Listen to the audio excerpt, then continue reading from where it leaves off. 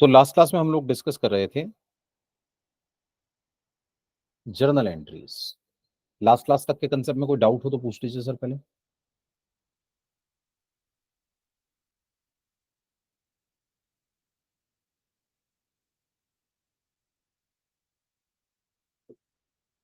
आइए अगला कंसेप्ट आज हम शुरू करते हैं।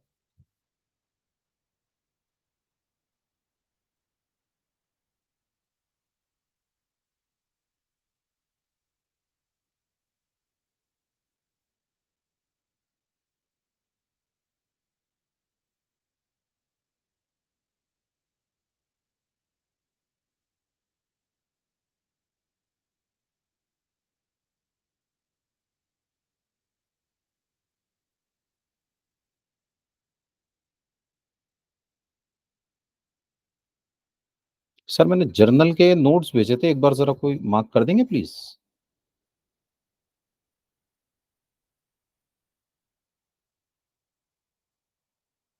जर्नल का पीडीएफ जी मिल गया।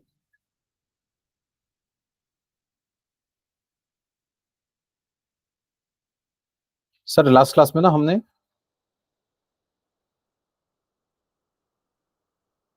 Interest on capital, interest on drawings और डेप्रिसिएशन की जर्नल एंट्रीज डिस्कस की थी। आज हमें बहुत इंपॉर्टेंट कुछ एंट्रीज डिस्कस करनी है इसकी कंटिन्यूशन। सबसे पहले हैं सर बैड डेट्स।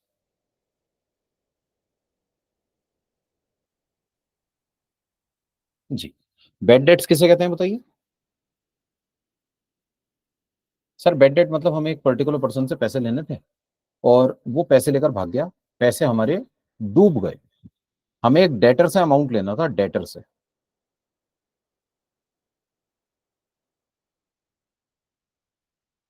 जी, डेटर से हमें अमाउंट लेना था, सपोज 10,000 रुपए का।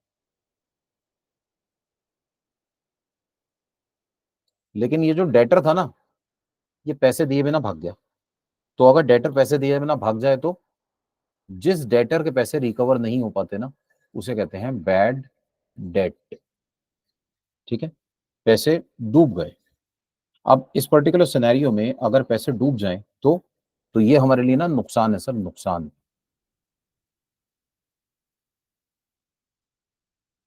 हम एंट्री पास करेंगे bad debts account debit to. Credit किसको करेंगे सर? क्रेडिट करेंगे डेटर्स को। बैड डेट लॉस है, डेबिट कर दीजिए। डेटर चला गया हमारे पास से, अब पैसे थोड़ी देगा, क्रेडिट करके कैंसिल कर दीजिए। 10,000 रुपए मैंने 10,000 का माना है।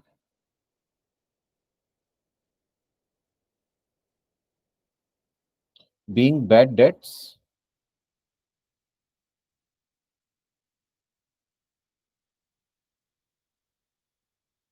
Return of, being bad debts return of. Bad debts right of कर दिया हमने। तो ये जो बैड डेट्स राइट ऑफ किए हैं ना, इसके लिए हमने बैड डेट्स को डेबिट कर दिया और डेटर्स को क्रेडिट कर देंगे। बैड डेट्स लॉस है, debit all expenses and losses. और डेटर हमारे पास से कैंसिल हो गया सर। हमारा डेटर डेबिट नेचर का था, कैंसिल करने के लिए हमने उसको क्रेडिट कर दिया। अच्छा सर, कभी कभी ऐसा भी होता है कि बैड डेट तो होते हैं, पूरे बैड डेट नहीं होते। ऐसा नहीं है एक आदमी पूरे ही पैसे लेकर भाग गया। जैसे मान लीजिए एक पर्टिकुलर पर्सन है मिस्टर रोहन, ये हमारे डेटर हैं फॉर ₹20,000। ठीक है, एक डेटर है हमारा 20,000 रुपए का। इसने हमें थोड़े से पैसे दिए, थोड़े से नहीं दिए। ठीक है, इसने हमें थोड़े से पैसे दिए, थोड़े से नहीं दिए। 60% के बैड डेट्स हो गए,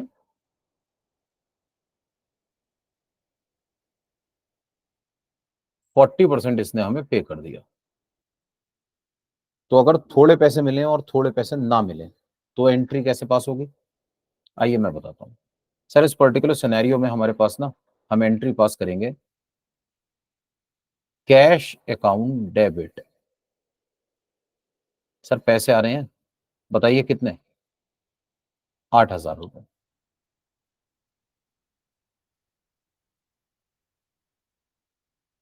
bad debts account debit. Bad dates हो गए कितने के? 12,000 के। सर कैश को डेबिट कर दीजिए, debit what comes into the business.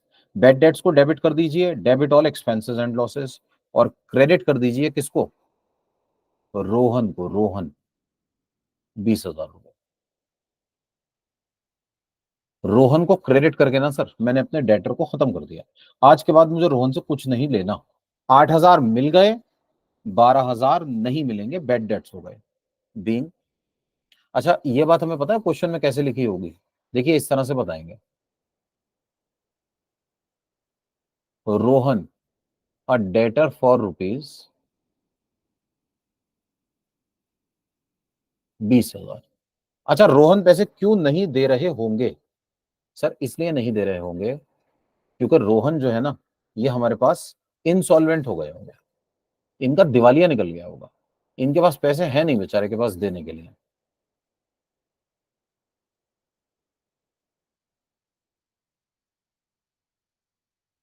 Was declared insolvent. अब देखिए क्वेश्चन ना आगे की बात इनमें से किसी एक लैंग्वेज के साथ बताएगा।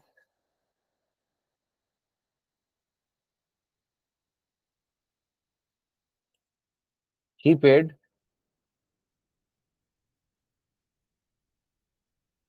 ₹8,000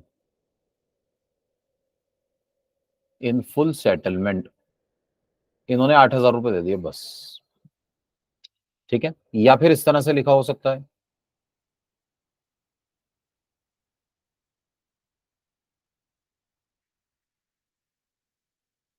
ही पेड ओनली 40% अमाउंट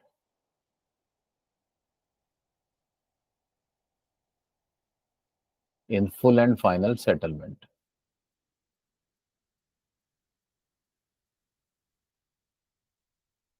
ठीक है, ये इंस्टॉलमेंट होगा, 40% पैसे दे दिए उन्होंने बस। या इस तरह से लिखा हो सकता है।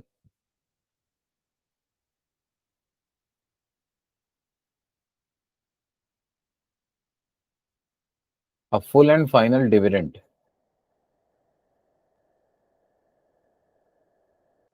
ऑफ 40 पैसा इन अ रूपी।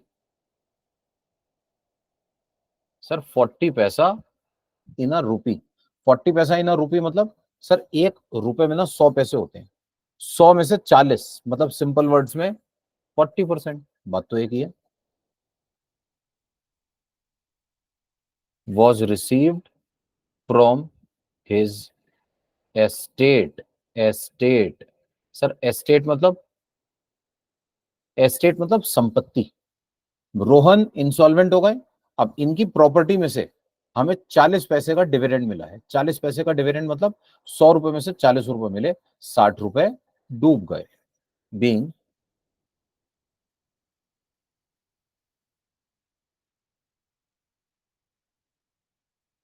Cash received in full and final settlement.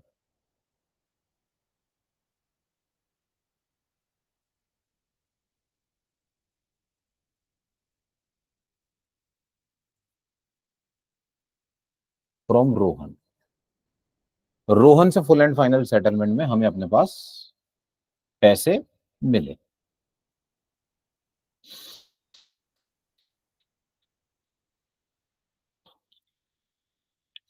Ji sir, assignment के पेज नंबर 11 पर हूं।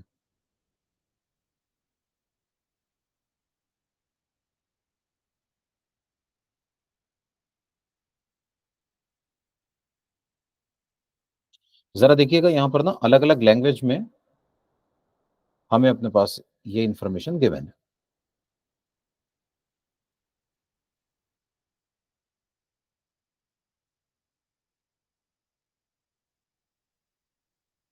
Ramesh a debtor for 10,000 become insolvent or bankrupt. Nothing could be recovered from his estate. Rohan insolvent हो गए, इनसे कुछ भी नहीं मिला।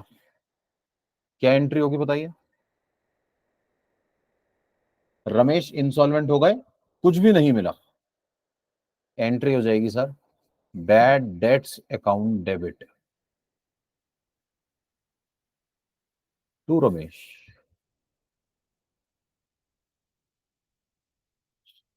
10,000 रुपए।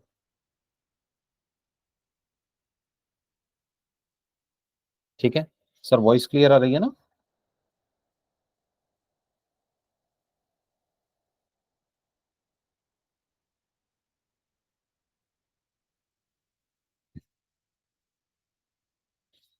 Being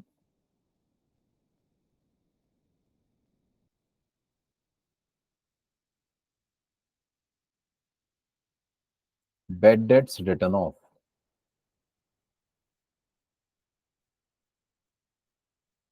Second, Sohan, a debtor for 15,000 was declared insolvent. Only 9,000 could be recovered from him. तो सर सोहन से ना 15,000 रुपए लेने थे,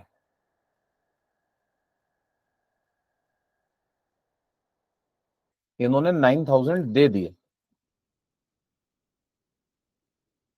तो बताइए कितने नहीं दिए? सर 6,000 नहीं दिए। अब पता है क्या एंट्री होगी? अब एंट्री होगी हमारे पास cash account debit,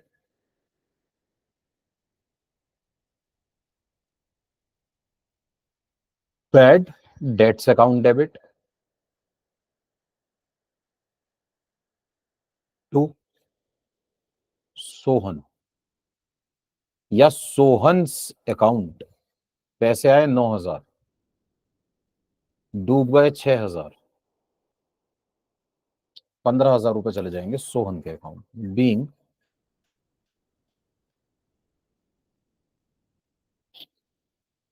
Sohan a debtor for 15,000 paid 9,000 in full and final settlement. Full and final settlement में 9,000 रुपए दे दिए। आगे देखिए, मोहन, अ debtor of 20,000 was declared insolvent. Only 10,000 could be recovered from him. Mohan debtor है 20,000 का, इंसॉल्वेंट हो गया, 10,000 रुपए की रिकवरी हो गई। एंट्री हो जाएगी कैश अकाउंट डेबिट,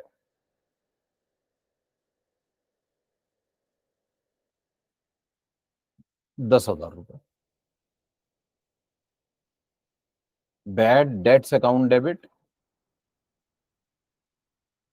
10,000 रुपए। सर 20 में से 10 आए, इसका मतलब कितने नहीं आए? 10,000 नहीं आए। तो Mohan debit, cash debit 10,000, bad debts debit 10,000 to Mohan. Mohan से पैसे लेने थे हमें कितने? 20,000 रुपए। Cash debit bad debts debit to Mohan.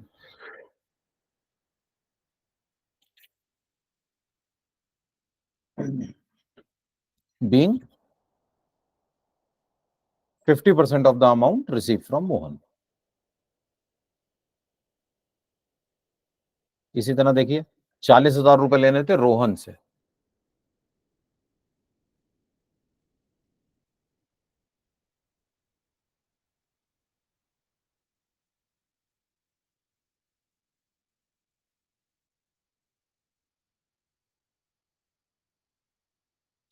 Rohan से लेने थे 40,000 रुपए। कितने पैसे मिले? क्वेश्चन कह रहा है 24,000, या इस तरह से कह सकते हैं 60% पैसे मिले। ठीक है, 24,000 लेने थे, 40,000 लेने थे, 60% मिले, तो 60% कितना? 24,000। और बताइए कितने पैसे नहीं मिले? सर 16,000, सॉरी उल्टा लिख दिया मैंने, 24,000 मिल गए, 16,000 नहीं मिले। कैश में आ जाएंगे 24,000, बेड डेट्स हो जाएंगे 16,000। ठीक है, क्वेश्चन में लिखा है 60% पैसे मिल गए, या ऐसे भी कह सकते हैं 60 पैसा इन अ रुपी, 60 पैसा इन अ रुपी वॉज रिकवर्ड।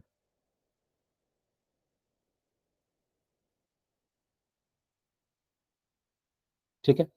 अच्छा सर, एक और बड़ी इंपॉर्टेंट बात, वो है बैड डेट्स रिकवर्ड।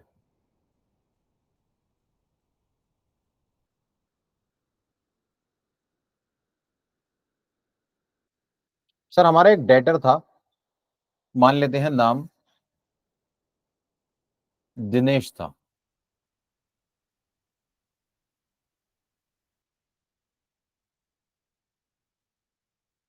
50,000 का डेटर था। एक बार क्या हुआ कि इसको बिजनेस में प्रॉब्लम हुई, और बिजनेस की प्रॉब्लम के चलते इसने हमें ना 50% पैसे दिए। 50% के हो गए बैड डेट्स, डूब गए पैसे। तो बताइए क्या एंट्री होगी? सर एंट्री होगी कैश अकाउंट डेबिट 25,000,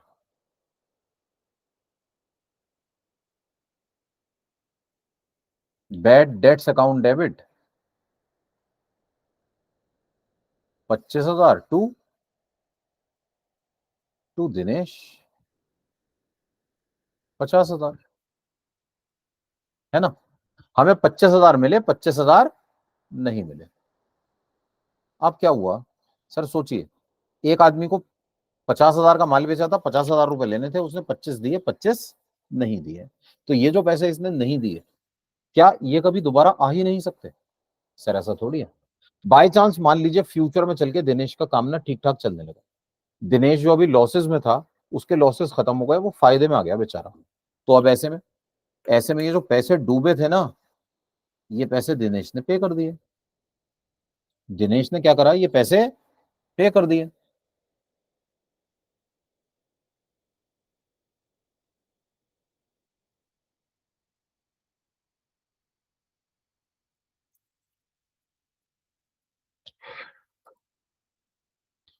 अब जरूरी नहीं है वो पूरे दे, पूरे भी दे सकता है, थोड़े भी दे सकता है। सर 15,000 दे या 25,000 दे, out of amount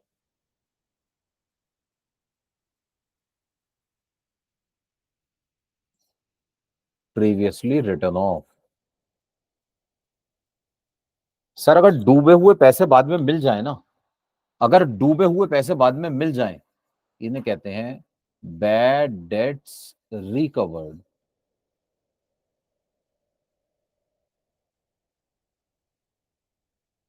bad debts recovered, इसकी एंट्री क्या होती है? सर इसकी एंट्री होगी कैश अकाउंट डेबिट, कैश को डेबिट कर देंगे, और क्रेडिट किसको करेंगे? टू बैड डेट्स रिकवर्ड को।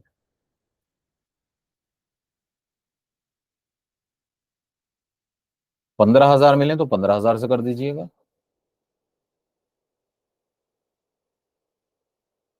25,000 मिले तो 25,000 से कर दीजिएगा। ठीक है, एंट्री हो जाएगी cash account debit to bad debts recovered account. Cash को डेबिट कर देंगे, बैड डेट्स रिकवर्ड को क्रेडिट कर देंगे।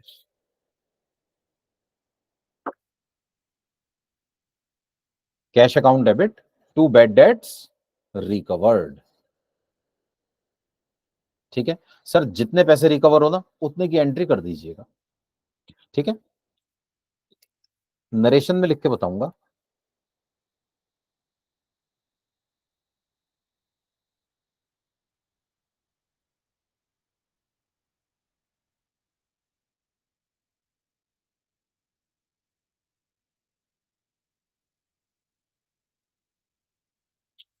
Being bad debts previously return of, now recovered.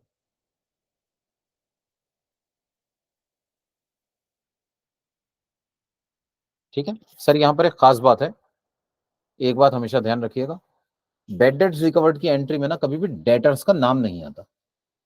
ठीक है, आप अगर ध्यान से देखें तो ये पैसे मुझे दिनेश दे रहा है, लेकिन एंट्री में मैंने दिनेश के नाम से एंट्री नहीं की। मैं जो एंट्री करूंगा ना, वो बैड डेट्स रिकवर्ड के नाम से करूंगा, दिनेश के नाम से नहीं करूंगा।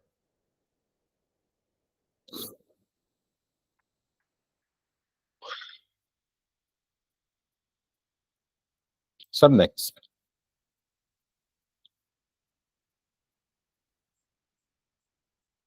ये थी बेड डेट्स की बात। सर अब है डिस्काउंट की बात, डिस्काउंट अलाउड। हम जो डिस्काउंट अलाउ कर रहे हैं,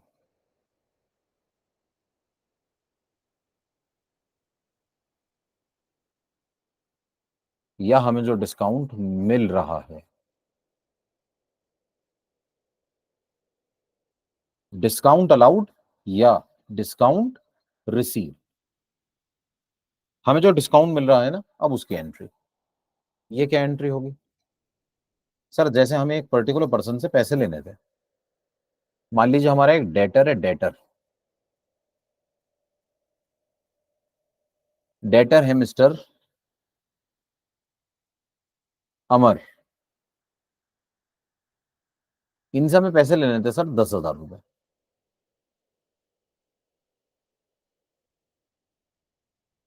अमर is a debtor for rupees 10,000, Amar से 10,000 रुपए लेने थे सर। ठीक है, अब हुआ क्या, जब अमर से पैसे लेने की बारी आई ना, अमर आए, 9,500 रुपए दे गए, 500 रुपए दिए ही नहीं इन्होंने। तो ये जो 500 रुपए इन्होंने नहीं दिए, क्या है, बैड डेट्स? नहीं सर, ये बैड डेट्स नहीं है, इसे मैं कहूंगा डिस्काउंट। ये है मेरे पास डिस्काउंट। 9,500 मिल गए हैं, 500 का हो गया है डिस्काउंट। एंट्री क्या होगी इसकी? इसकी जर्नल एंट्री होगी sir, cash account debit.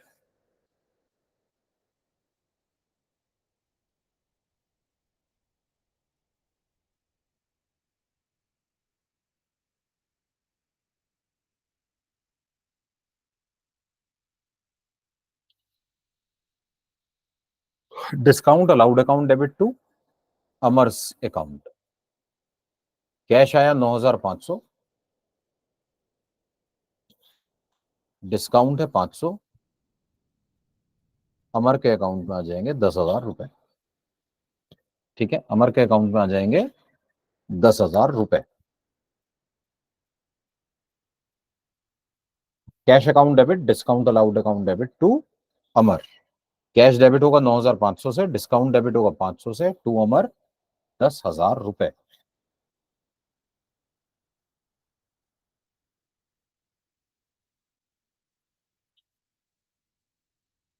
Bing cash received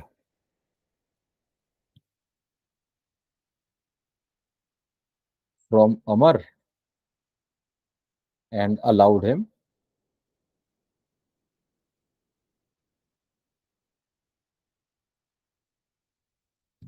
discount. ठीक है सर, ये बात तब थी जब हमने डिस्काउंट दिया, हमने डिस्काउंट दिया। सोचिए ऐसा भी तो हो सकता है हमें डिस्काउंट मिले। डिस्काउंट मिलेगा किससे? मान लीजिए एक पर्टिकुलर पर्सन थे मिस्टर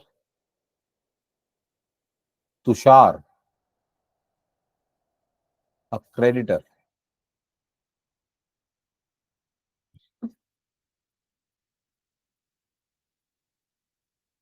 फॉर रुपीज 20,000,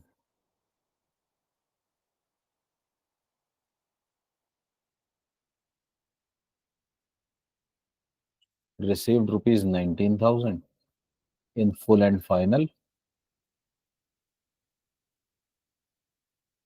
सेटलमेंट। ठीक है, 20,000 रुपए हमें अपने पास ना इनके देने थे, इन्होंने हमसे कितने पैसे ले लिए? 19,000 रुपए ले लिए सर, 19,000।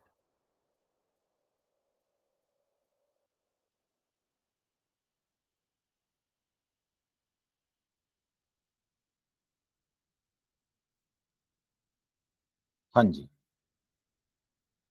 तो तुषार से 20,000 रुपए देने थे, तुषार के पेमेंट करते हुए 1,000 का डिस्काउंट मिल गया, 19,000 रुपए दे दिए। क्या एंट्री होगी? एंट्री हो जाएगी सर तुषार डेबिट 20,000 रुपए टू कैश अकाउंट 19,000 रुपए।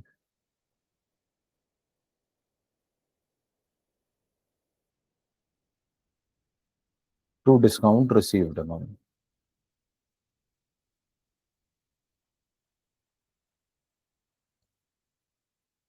डिस्काउंट का देना हमारे लिए एक्सपेंस है, डेबिट किया जाएगा। डिस्काउंट का मिलना हमारे लिए इनकम है, क्रेडिट किया जाएगा। डिस्काउंट दिया, डेबिट कर दीजिए। डिस्काउंट मिला, क्रेडिट कर दीजिए।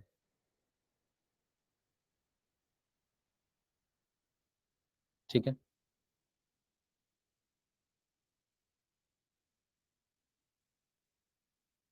यहां तक कोई डाउट हो तो पूछ लीजिए।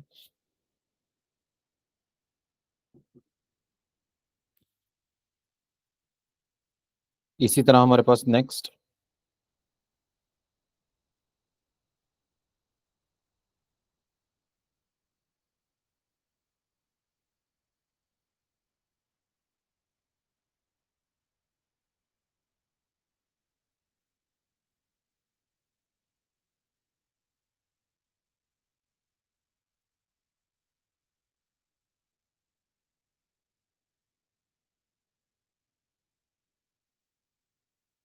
हाँ जी, नेक्स्ट है हमारे पास।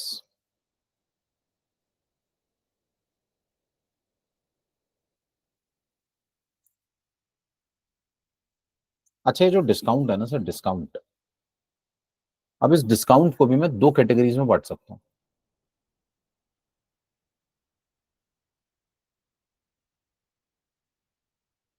एक होता है सर कैश डिस्काउंट,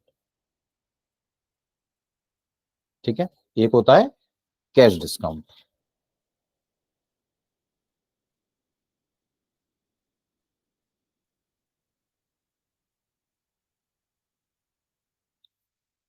दूसरा होता है ट्रेड डिस्काउंट, ठीक है। कैश डिस्काउंट किसे कहते हैं और ट्रेड डिस्काउंट किसे कहते हैं? सर कैश डिस्काउंट अलाउ किया जाता है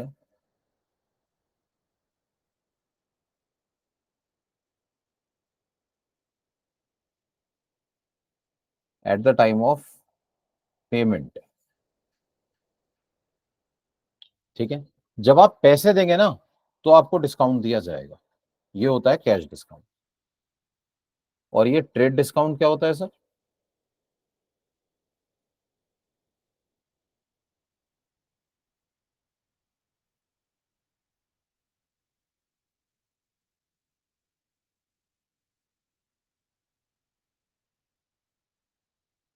जब आप सामान खरीदेंगे या बेचेंगे उस टाइम पर दिया जाएगा। सर कैश डिस्काउंट पता है क्यों दिया जाता है?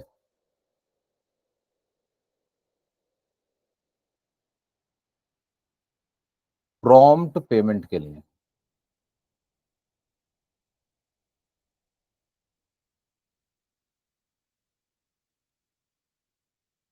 प्रॉम्प्ट पेमेंट, जल्दी पैसे देने के लिए डिस्काउंट मिला। सर ट्रेड डिस्काउंट पता है क्यों दिया जाता है?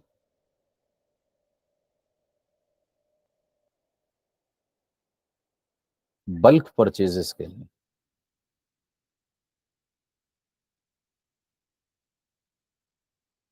आपने बल्क में सामान खरीदा, आपको डिस्काउंट दिया जाएगा।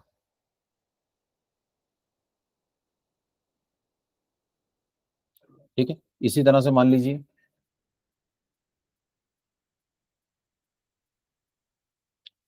हमें ट्रेड डिस्काउंट दिया गया। सर ट्रेड डिस्काउंट की एक खास बात होती है, not recorded in books of accounts.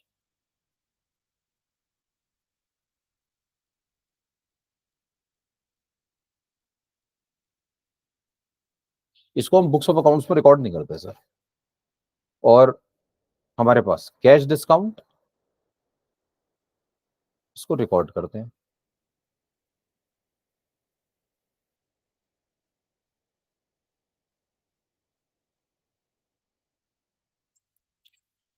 Trade discount not recorded, cash discount recorded. ठीक है, एग्जाम्पल के जरिए बात को समझने की कोशिश करते हैं सर।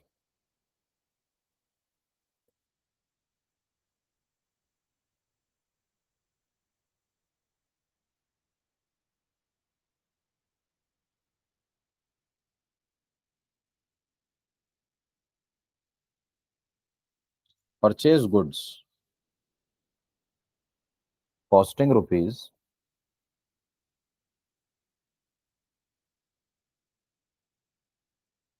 1 लाख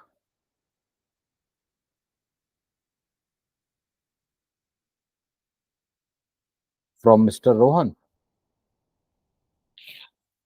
तो रोहन से 1 लाख का सामान खरीदा सर हमने। He allowed a trade discount of,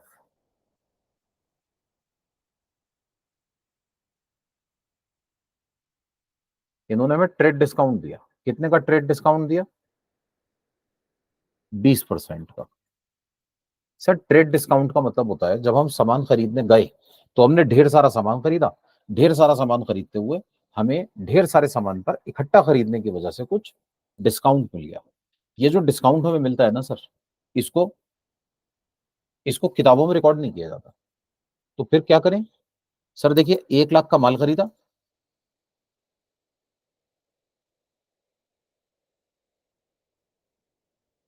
1 lakh का माल खरीदा, 20% के हिसाब से डिस्काउंट मिला 20,000 का, सामान हो गया 80,000 का। बस 80,000 की एंट्री पास कर दीजिए, बात खत्म। ठीक है, 80,000 की एंट्री पास कर दीजिए सर, और कुछ भी नहीं किया जाएगा। तो एंट्री हो जाएगी purchases account debit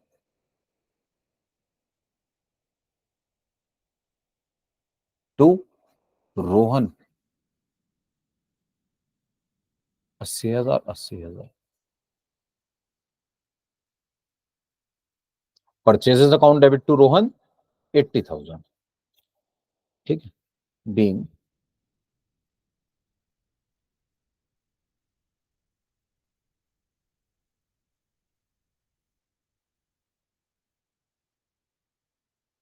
goods purchase from Rohan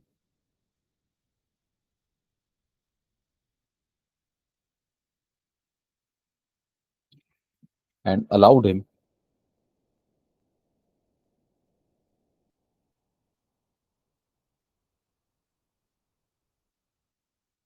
and he allowed, allowed him नहीं,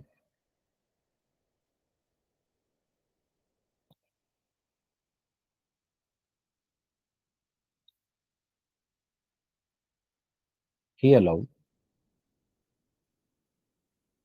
अ trade discount of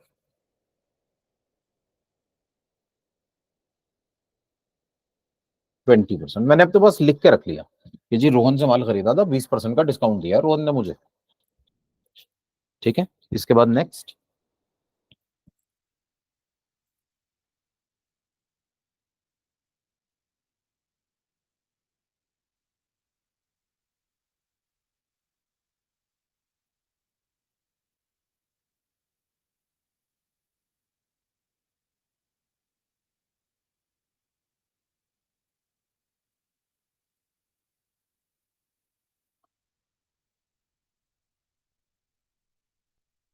Rohan requested an immediate payment, Rohan ने कहा भाई पैसे दे दो अभी, फौरन। And offered to allow a discount of 10%। Rohan ने कहा अभी पैसे दे दो, 10% का डिस्काउंट दूंगा। ठीक है सर, ये जो ऊपर वाला डिस्काउंट था ना, इसे कहते हैं ट्रेड डिस्काउंट। ये है ट्रेड डिस्काउंट। और ये जो नीचे वाला डिस्काउंट है ना,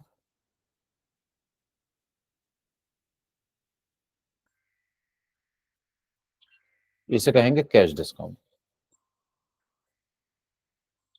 वो था ट्रेड डिस्काउंट, ये है कैश डिस्काउंट। अब ये जो कैश डिस्काउंट है इसमें क्या होना है?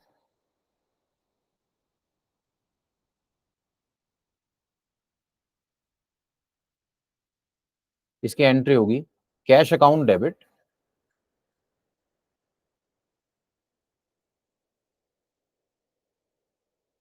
नीचे करता हूं सर, आएगी नहीं।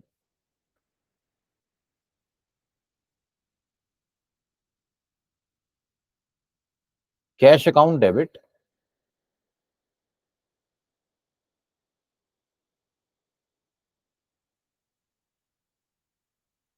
आना है डिस्काउंट, ओ सॉरी, हमें रोहन के पैसे देने हैं, मैंने गलती से लेने की एंट्री पास कर दी। Rohan debit 80,000 to cash account 72,000 to discount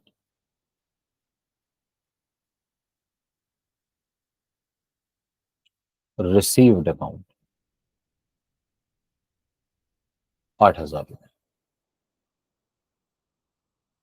ठीक है सर, मैं बता ही रहा था कि कैश डिस्काउंट जो होता है ना, कैश डिस्काउंट, देखिए उसको मैंने एंट्री में रिकॉर्ड करके दिखाया है, मैंने एंट्री में दिखाया है सर डिस्काउंट को, ये रहा।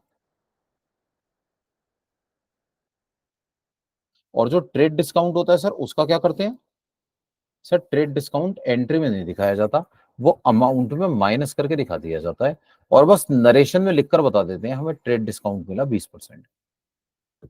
ठीक है, ट्रेड डिस्काउंट को बुक्स ऑफ अकाउंट्स में रिकॉर्ड नहीं करते, कैश डिस्काउंट को बुक्स ऑफ अकाउंट्स में रिकॉर्ड करते हैं। ठीक है सर, यहां तक कोई डाउट हो तो पूछ लीजिए प्लीज।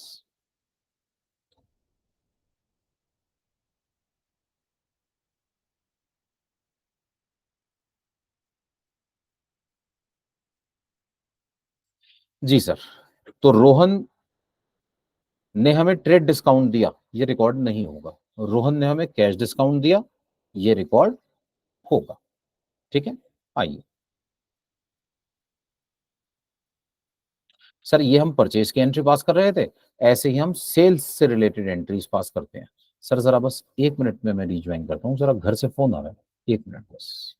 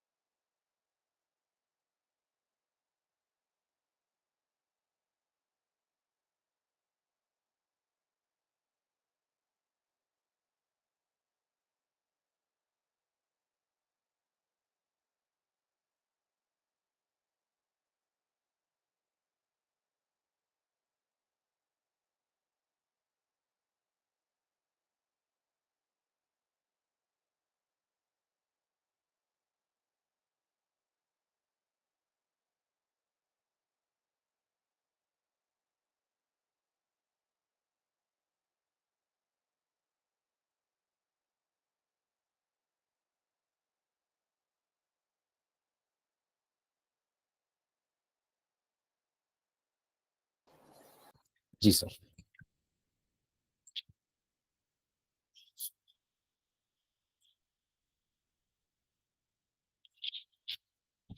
तो मैं कह रहा था, suppose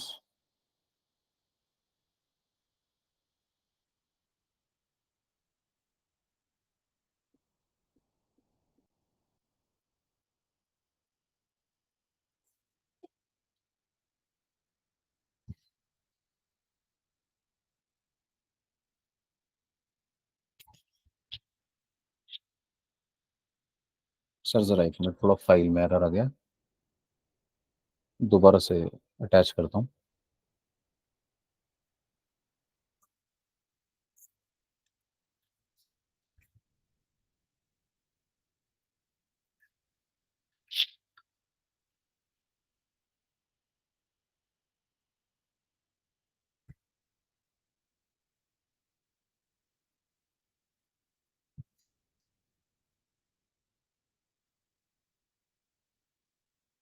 ji.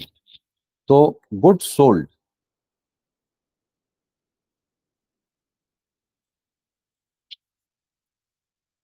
To Vikram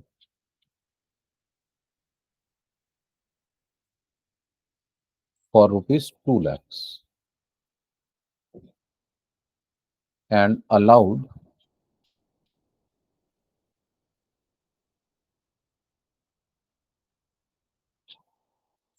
a trade discount of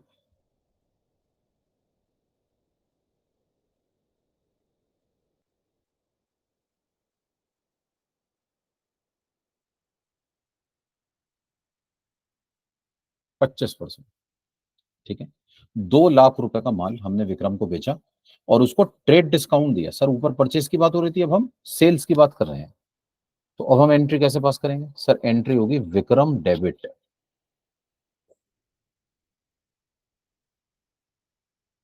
to sales account.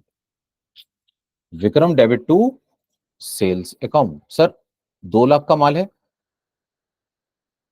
25% का डिस्काउंट दिया, मतलब 50,000। 2 लाख में से 50,000 माइनस कीजिए, क्या बचा? 1.5 लाख। बस 1.5 लाख रुपए हमारे पास दिखा दिए जाएंगे। तो विक्रम डेबिट टू सेल्स कितने पैसे? 1,50,000।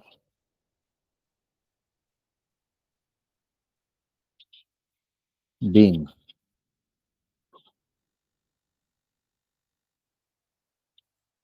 Goods worth 2 lakhs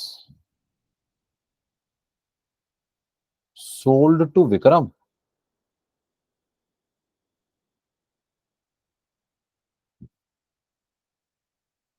eight a trade discount of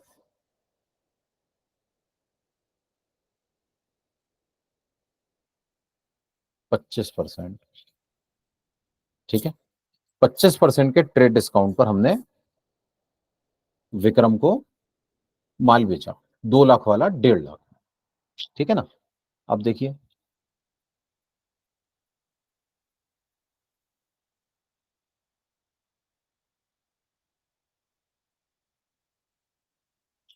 Vikram paid the sum due from him.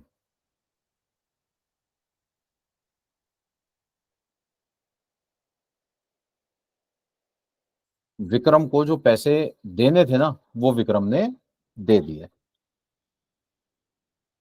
And allowed him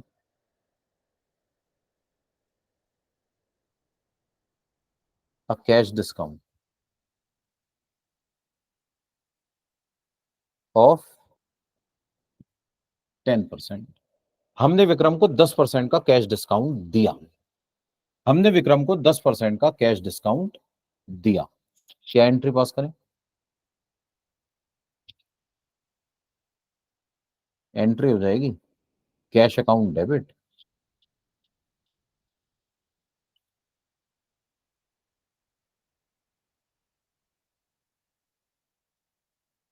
discount allowed account debit to cash debit discount debit to to Vikram to Vikram. Sir, Vikram से ना 1.5 लाख रुपए लेने थे। विक्रम से 1.5 लाख रुपए लेने थे, 10% के डिस्काउंट पर विक्रम ने पैसे दे दिए, तो 10% का डिस्काउंट कितना? 15,000। सर 1.5 लाख का 10% हुआ 15,000, क्या बचा? 1,35,000 रुपए।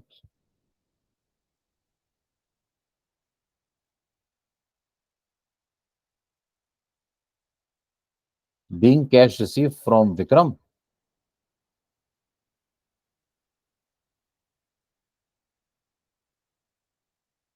And allowed him a cash discount of 10%।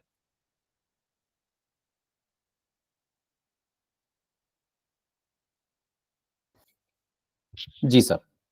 तो कैश डिस्काउंट दिया हमने अपने पास 10% का, कैश डिस्काउंट हमने दिया 10% का। सर देखिए, ट्रेड डिस्काउंट और कैश डिस्काउंट, ट्रेड डिस्काउंट को बुक्स ऑफ अकाउंट्स में शो नहीं किया जाता। ट्रेड डिस्काउंट देंगे, डिस्काउंट अकाउंट डेबिट नहीं होगा। कैश डिस्काउंट देंगे तो डिस्काउंट अकाउंट को डेबिट किया जाएगा। अच्छा एक बात बताइए, सर जरूरी है क्या कि विक्रम सारे ही पैसे दे दे? हमने विक्रम को डिस्काउंट ऑफर किया,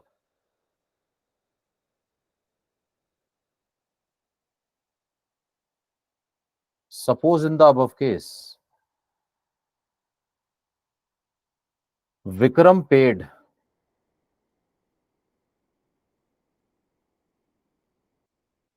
ओनली हाफ अमाउंट। विक्रम ने ना आधे ही पैसे दिए। सर एक बात का ध्यान रखिएगा, और अगर विक्रम पैसे आधे देगा ना तो डिस्काउंट भी आधा ही मिलेगा। जितने पैसे देगा ना, डिस्काउंट उसी पर दूंगा बस। जो पैसे ये नहीं दे रहा उस पर डिस्काउंट नहीं मिलेगा सर। तो एंट्री पता है क्या होगी? Cash account debit, discount allowed account debit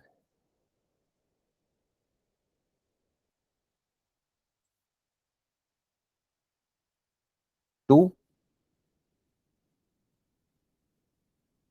to Vikram. Sir 75,000 रुपए लेने थे, 10% डिस्काउंट हो गया 7500 रुपए, और ये आ जाएगा 67,500।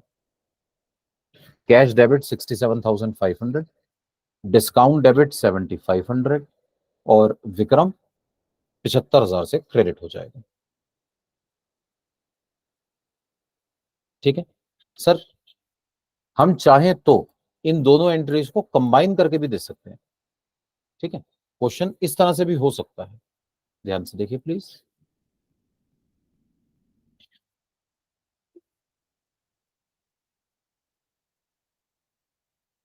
Good sold to Mahesh.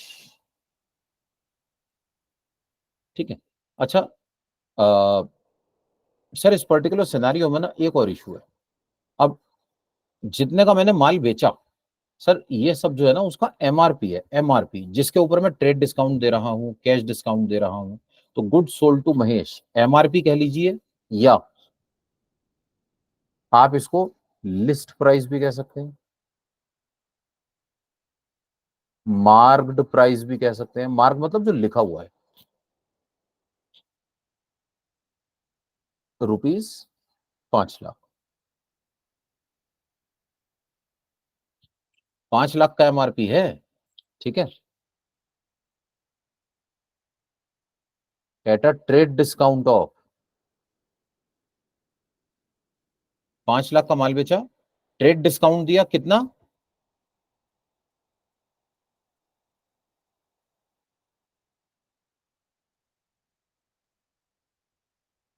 Trade discount दिया 40% का।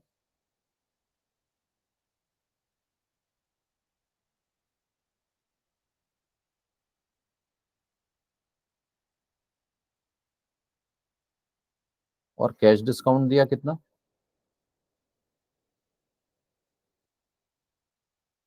सर 10% का। ठीक है, देखिए 5 लाख का माल था, 40% ट्रेड डिस्काउंट है, कितना हो गया? 2 लाख रुपए। तो 5 लाख में से माइनस कीजिए 2 लाख, क्या बचा? 3 लाख। 3 लाख रुपए का मैंने इस माल को बेचा है। ठीक है, 3 लाख में इस माल को बेचा है। तो एंट्री क्या होगी? एंट्री होगी Mahesh debit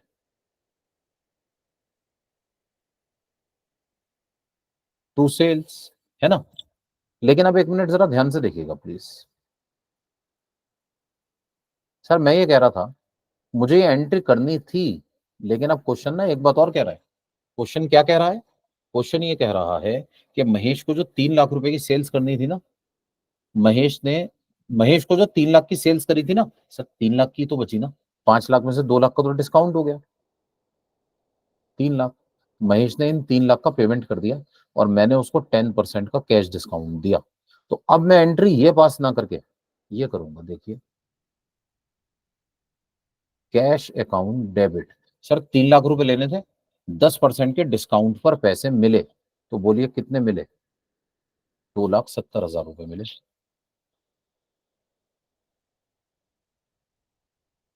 discount allowed account debit 30,000 रुपए to to sales account 3 lakh रुपए। तो एंट्री हो जाएगी sir, cash debit 270, discount debit 30, to sales 3 lakh रुपए। कैश अकाउंट डेबिट हो जाएगा 2,70,000 से, डिस्काउंट अलाउड डेबिट हो जाएगा 30,000 से, टू सेल्स 3 लाख रुपए।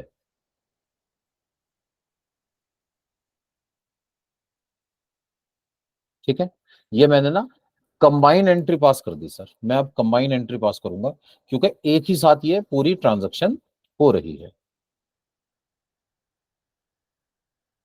Being goods with list price of 5 lakh sold to Mahesh and allowed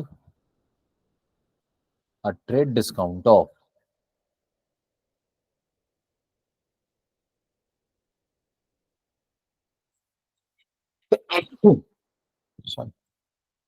40% and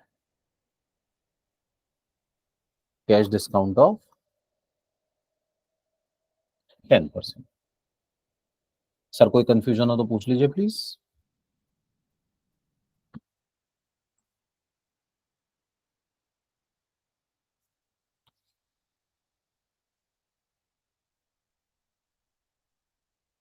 अच्छा, एक इशू और है। सर मैं कह रहा था, जरूरी थोड़ी है सारे ही पैसे मिल जाएं, हो सकता है सारे पैसे ना मिले।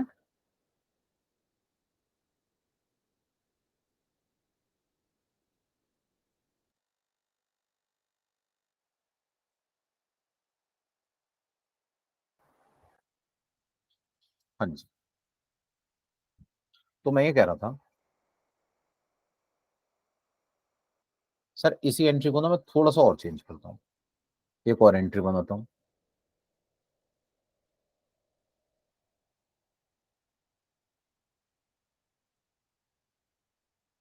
Goods with list price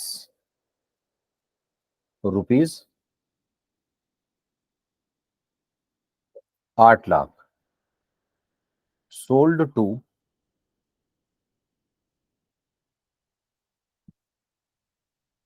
mister Bhuvan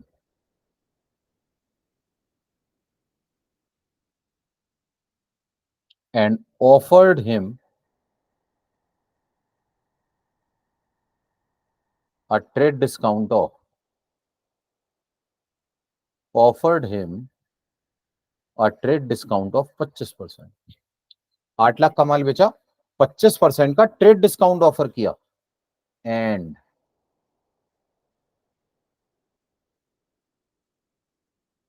cash discount offer किया 15% का। कैश डिस्काउंट ऑफर किया 15% का।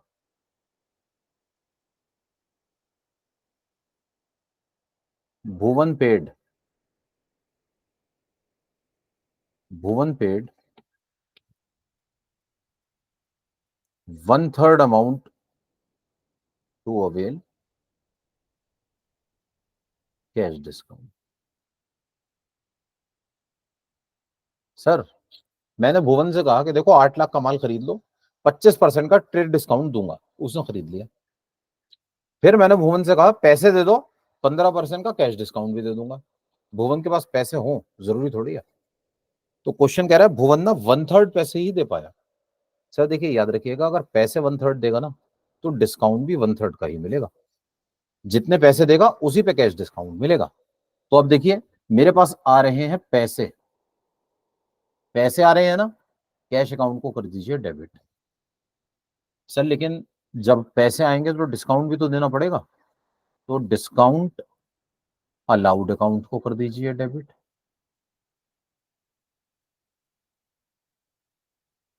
कुछ पैसे नहीं आ रहे, सर जो पैसे नहीं आ रहे ना, भुवन को कर दीजिए डेबिट।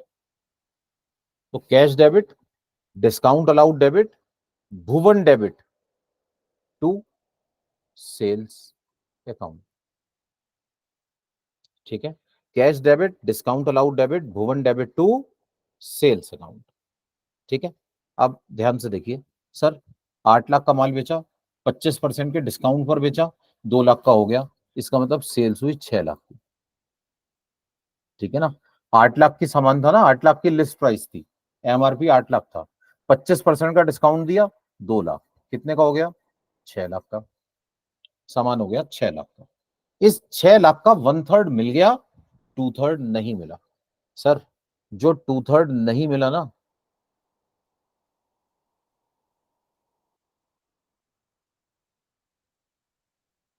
वो चला जाएगा मेरे डेटर में। ये मेरे डेटर बन गए, डेटर मिस्टर भुवन, 4 लाख रुपए से। सर 6 लाख का 2/3, 4 लाख रुपए, है ना। और 6 लाख का 1/3 पे हो गया, 6 लाख का 1/3 कितना है? 2 लाख है। 2 लाख रुपए ले लीजिए, लेकिन 2 लाख मिले नहीं सर, 2 लाख पे 15% का डिस्काउंट है, तो 2 लाख का 15% हो गया 30,000। पैसे कितने मिले? 1,70,000। एंट्री हो जाएगी cash account debit 170, discount allowed debit 30, Bhuvan debit 4 lakh, to sales 6 lakh रुपए। Being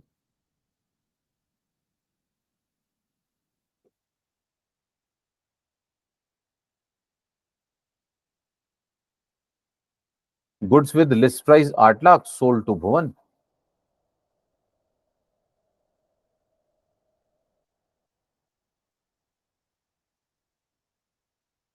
at a trade discount of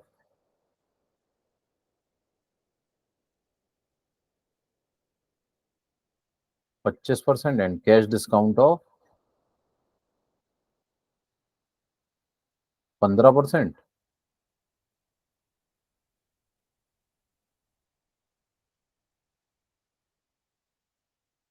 received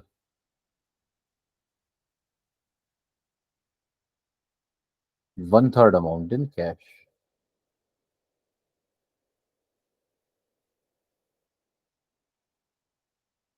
ठीक है,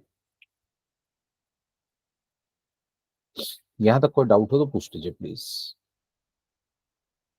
1/3 पैसे मिल गए सर कैश में।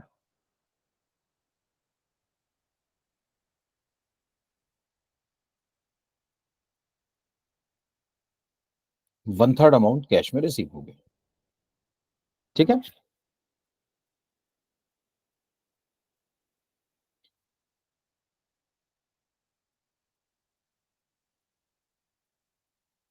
तो सर ये ट्रेड डिस्काउंट कैश डिस्काउंट की एंट्रीज हो गई।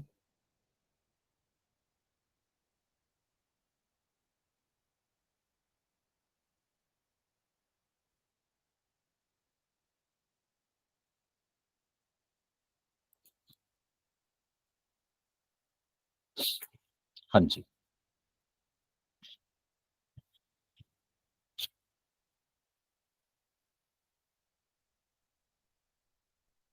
सर, एक और कंसेप्ट है बस, जर्नल हमारा खत्म हो जाएगा। नई शीट ले लेता हूँ, ये जरा काफी बड़ी बन गई, फिर शेयर वगैरह अगर करनी हो प्रॉब्लम होती है।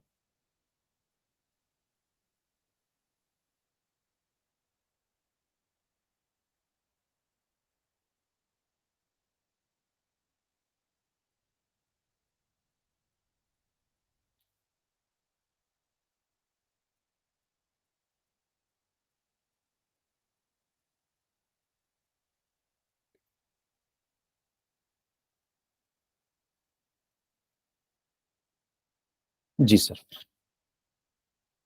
तो मैं ये बता रहा था कि सर अब है हमारे पास नेक्स्ट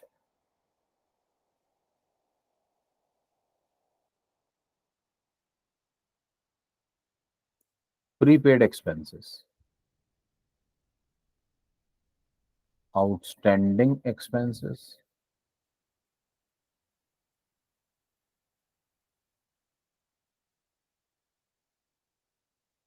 एक्रूड इनकम,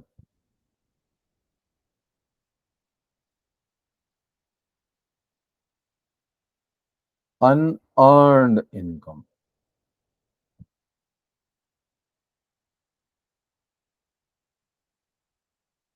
ठीक है। अब सर ये क्या होता है, एक एक करके जरा बात करेंगे। पहले बात करते हैं sir outstanding expense.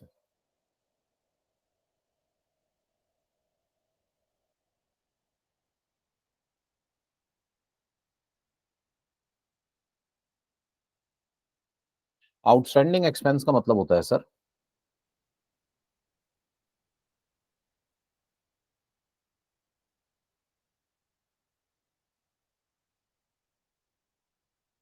Expenses payable.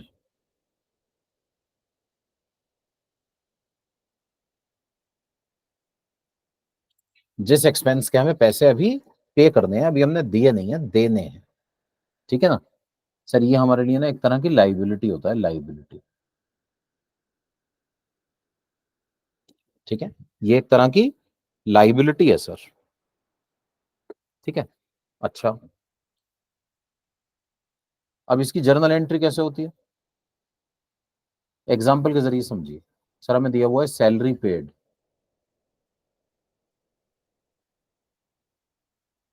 20,000 रुपए।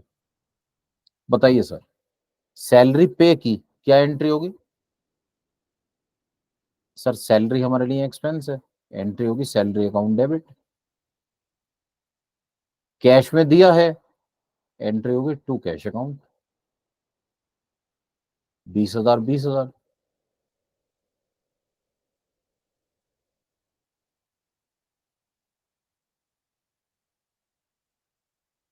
ठीक है, 20,000 20,000, salary account debit 20,000, to cash account 20,000। ठीक है। अब यहीं पे सोचिए, हमें दिया होता सैलरी पेबल। सैलरी ड्यू तो हो गई, हमने पैसे नहीं दिए, 10,000 रुपए।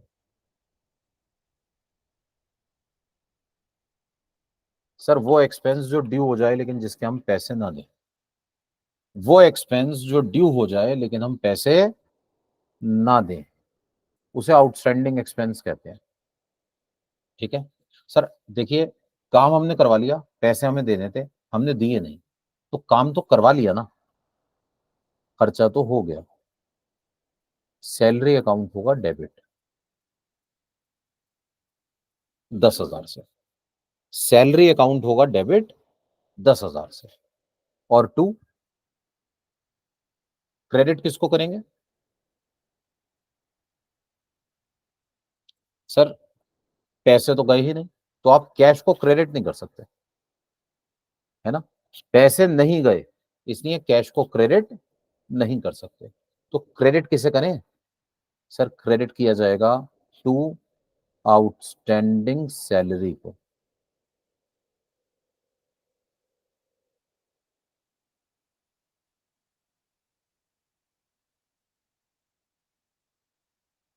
10,000 रुपये।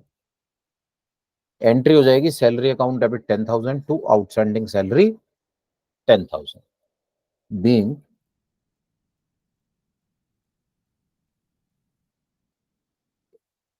Salary due but not paid.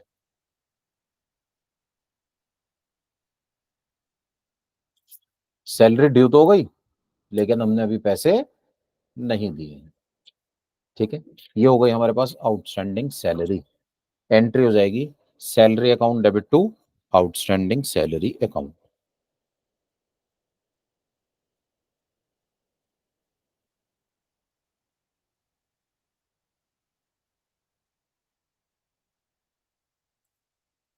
Sir इसी तरह से प्रीपेड सैलरी।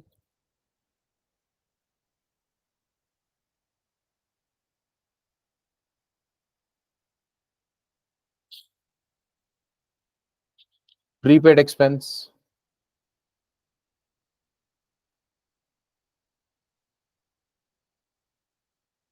इसका मतलब होता है expenses paid in advance.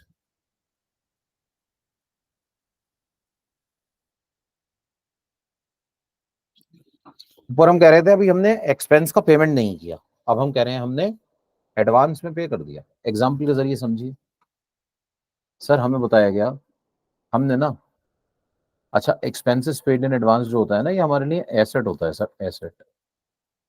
Question हमसे कह रहा है हमने वेजेस पे किए कैश में।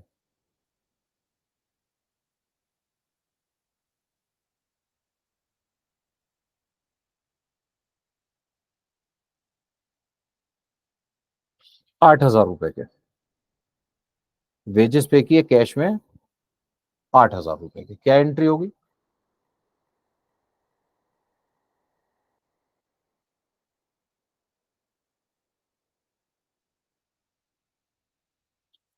एंट्री होगी वेजेस टू कैश।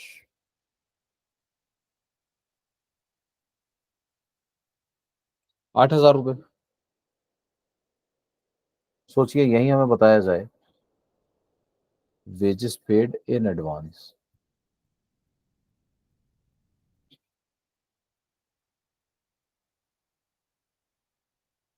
हमने वेजेस का पेमेंट कर दिया सर एडवांस में, एडवांस। ठीक है सर, देखिए अब ये जो एडवांस में पे किया है ना, ये आपका एक्सपेंस नहीं है पहली बात।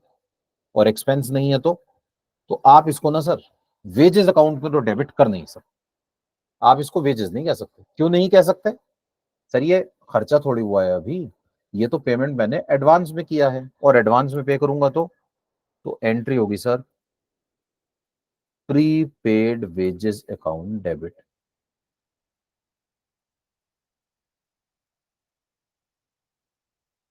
Prepaid wages account debit to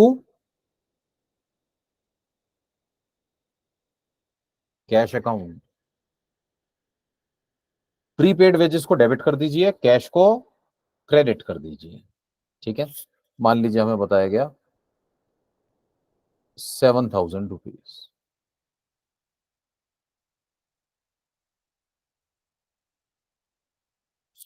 prepaid wages to cash 7,000।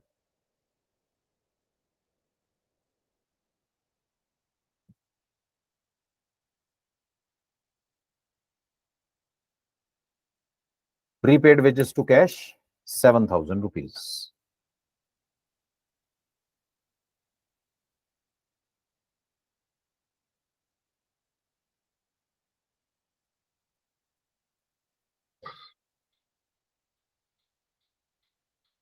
Entry हो जाएगी prepaid wages account debit 7,000 to cash 7,000।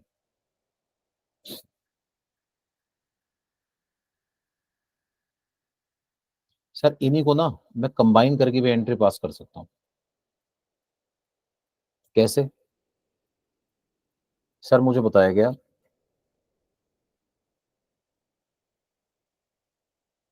Rent paid 25,000 including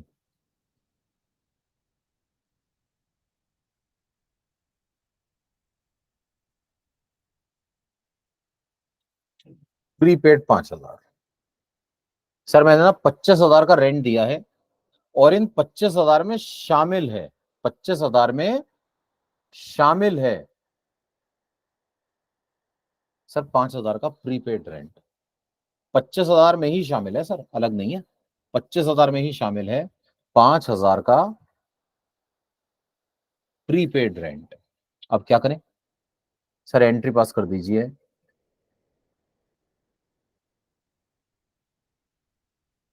rent account debit.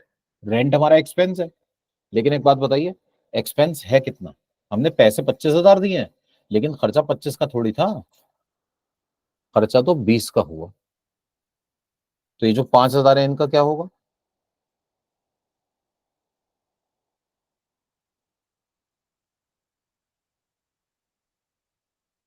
जो 5,000 है ना वो प्रीपेड है सर, प्रीपेड। एंट्री हो जाएगी rent debit 20,000, prepaid rent debit 5,000 to cash या बैंक अकाउंट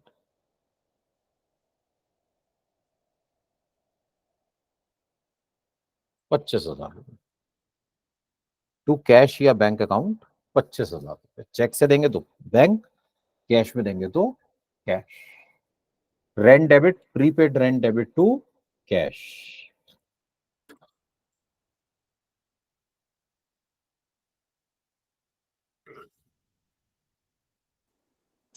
अरे जब रेंट प्रीपेड हुआ होगा तो उसकी एक एंट्री बनी होगी ना। सर रेंट अभी तो प्री पे हो रहा है, हमने जो अभी अभी पैसे दिए ना सर 25,000 रुपए, क्वेश्चन कह रहा है उन 25,000 में से 5,000 प्रीपेड है। ओके ओके ठीक। इसका मतलब शैलेश सर 20,000 का रेंट है और 5,000 प्रीपेड है। 20,000 करंट ईयर का है, 5,000 अगले साल का है। ओके ओके ठीक है, मैं समझा कि नहीं, हम लोग 25,000 का रेंट किए हैं, उसमें 5,000 पहले दे चुके हैं, 20,000 अभी दे रहे हैं। नहीं नहीं जी सर, अभी जो दे रहे हैं ना हम 25,000, उन 25,000 में 5,000 का रेंट प्रीपेड है। ओके सर, ठीक, thank you. Ji.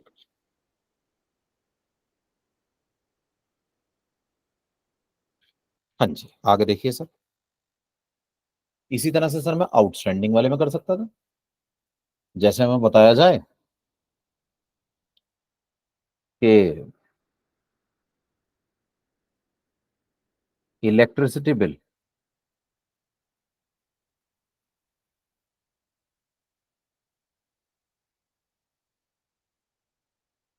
Of rupees 40,000,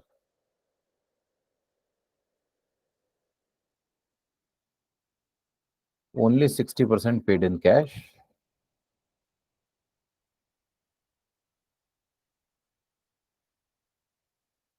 balance is outstanding.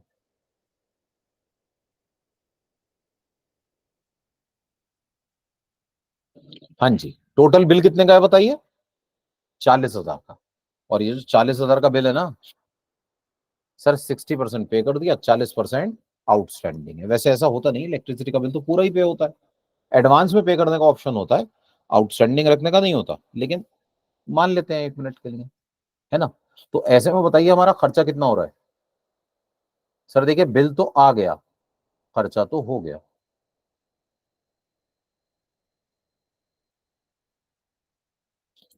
Electricity expense account debit.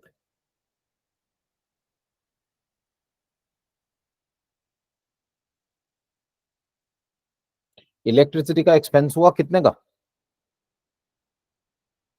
40,000 का सर। टू टू सर पैसे दे दिए मैंने, टू कैश अकाउंट 24,000 रुपये। और बताइए कितने पैसे आउटस्टैंडिंग हैं? Balance 40%। Outstanding electricity expense account 16,000 रुपए।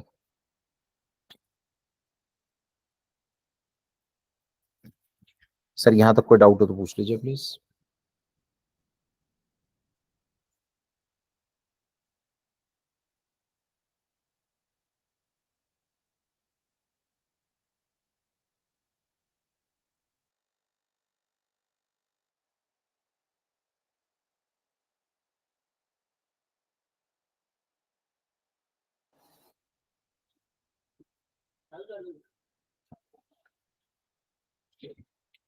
जी सर। सर ये हमारे पास बात हो रही थी प्रीपेड और आउटस्टैंडिंग एक्सपेंस की। अब मैं बात करने जा रहा हूं एक्रूड और अनअर्न इनकम की।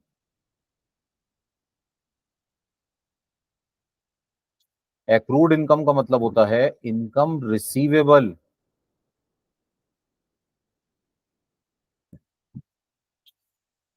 इनकम रिसीवेबल, जिस इनकम के पैसे हमें लेने होते हैं ना सर, वो इनकम रिसीवेबल होती है हमारे लिए।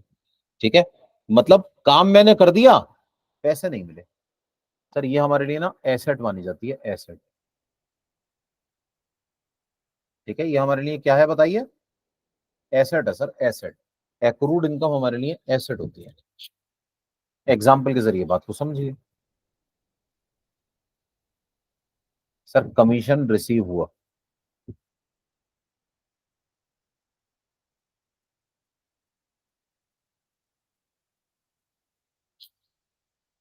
हाँ जी, कमीशन मिला, कितना मिला, कमीशन मिला 12,000 का मान लेते हैं, 12,000 का कमीशन मिल गया, क्या एंट्री होगी सर,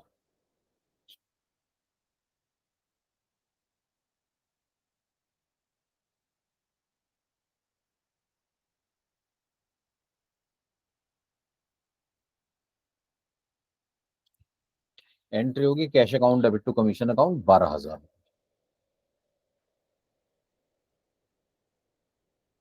12,000 का कमीशन मिला, एंट्री होगी cash account debit to commission 12,000 रुपए।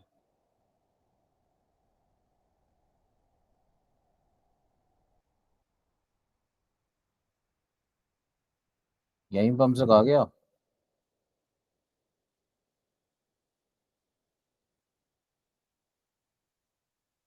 कमीशन रिसीवेबल,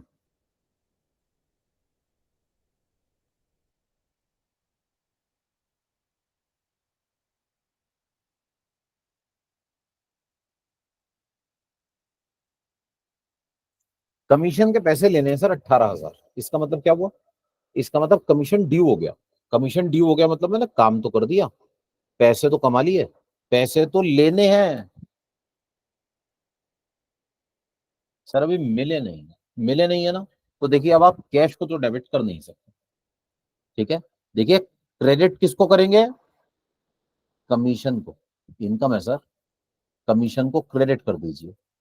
प्रॉब्लम ये है क्रेडिट तो कमीशन को करूंगा, डेबिट कैसे करूं, क्या चीज डेबिट की जाएगी, तो सर डेबिट करूंगा एक्रूड कमीशन को।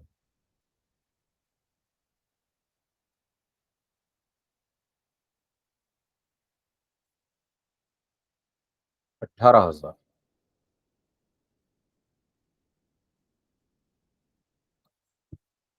ठीक है, accrued commission account debit to commission, देखिए कमीशन का क्रेडिट होना हमें ये बता रहा है कमीशन से इनकम हो चुकी है, एक्रूड कमीशन का डेबिट होना ये बता रहा है कि मैंने अपने पास ना कमीशन को डेबिट करके अपना एसेट बना लिया है, इसके पैसे मुझे लेने हैं, ये पैसे अभी मुझे मिले नहीं है, ये पैसे मुझे लेने हैं।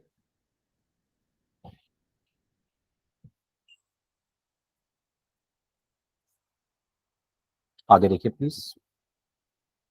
सर इन्हीं दोनों एंट्रीज को कंबाइन भी किया जा सकता था, जैसे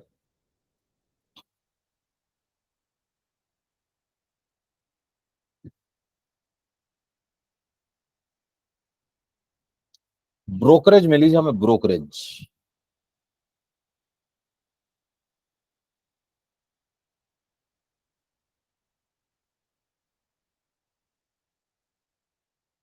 ब्रोकरेज रिसीव 25,000,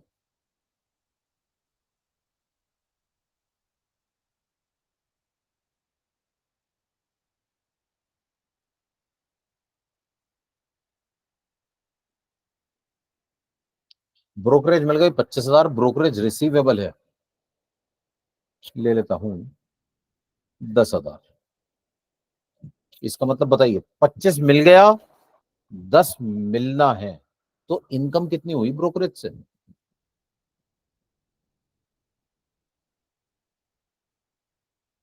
सर ब्रोकरेज की इनकम हुई 35,000 रुपए।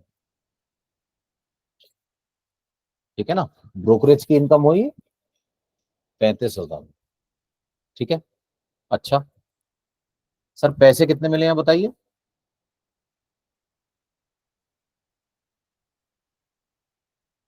25,000।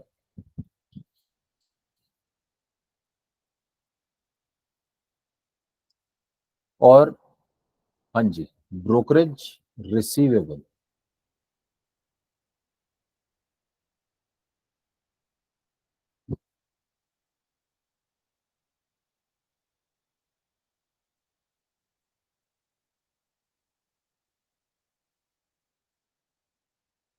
10,000।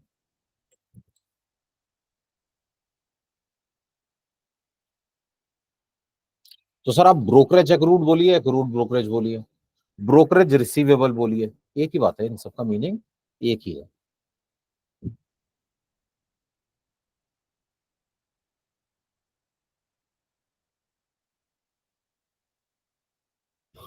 Next,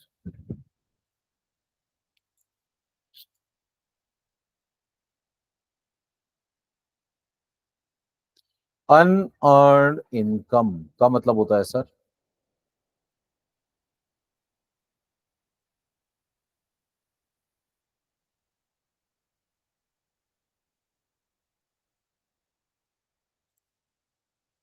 income received in advance. और ये जो इनकम रिसीव्ड इन एडवांस होती है ना, it is a liability.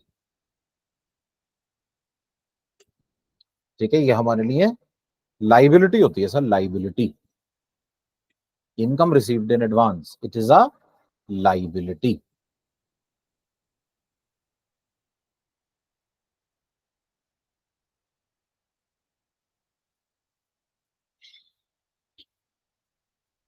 Sir जैसे एग्जांपल के जरिए बात करें, मान लीजिए हमें बताया गया इंटरेस्ट रिसीव्ड,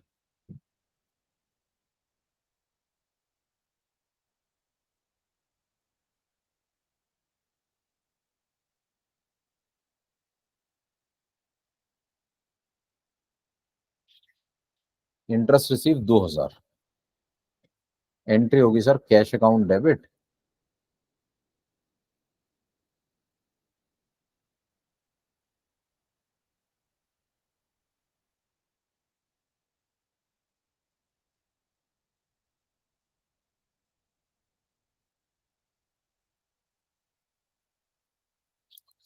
तो एंट्री हो जाएगी cash account debit to interest 20,000। ठीक है सर, यहीं पे मान लीजिए हमसे कहा जाए इंटरेस्ट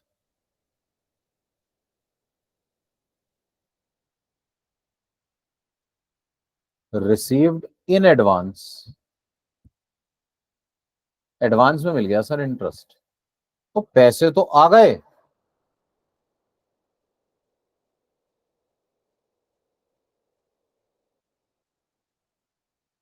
ठीक है, पैसे तो आ गए, कैश अकाउंट डेबिट हो गया 10,000।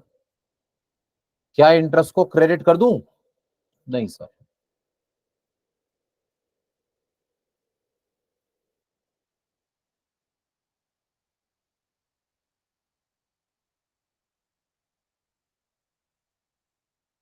एंट्री हो जाएगी cash account debit 20,000 to interest 20,000, और cash account debit 10,000 to unearned interest 10,000।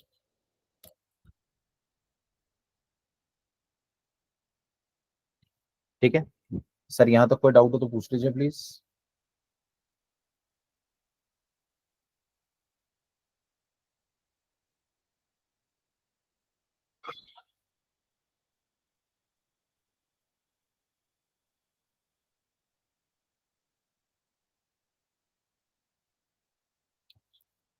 तो सर ये है हमारे पास हमारी journal entries, prepaid expense, outstanding expense, accrued income और अनअर्न्ड इनकम। इस तरह से हम अपने पास जर्नल एंट्रीज पास करते हुए चलेंगे।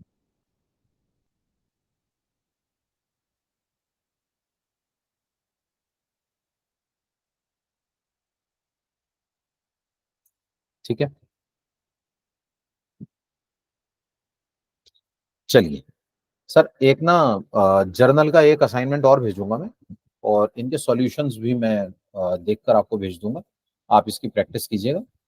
जर्नल की बाकी एंट्रीज हम कल कंटिन्यू करेंगे। ठीक है, अभी एक 10-15 मिनट्स का ब्रेक लेकर फिर हम टेक्स्ट शुरू करते हैं। कल की क्लास सर मॉर्निंग में होगी।